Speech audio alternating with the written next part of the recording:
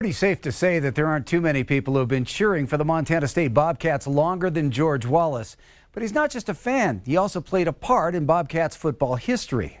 If you've ever driven by this historic Victorian in Billings, then you know that a Bobcat fan lives here.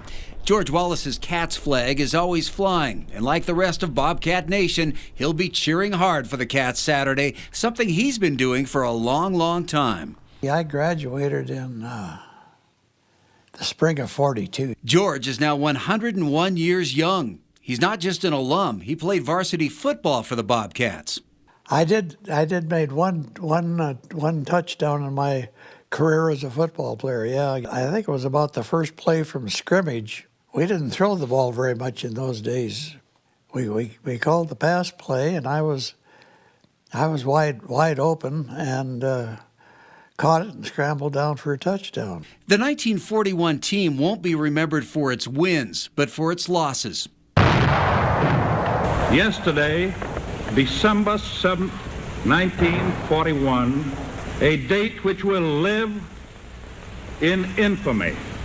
It was the last year that Montana State would field a team until 1946, as many of the players headed off to serve in World War II, and some never made it back.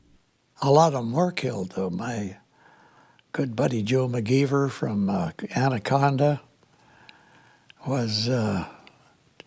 became a paratrooper and went into France on D-Day, and he made it all right on the drop into France, but was killed shortly thereafter in the ground fighting. 11 members of the 1940 and 41 teams that George started for would lose their lives fighting for our country. George was one of the lucky ones.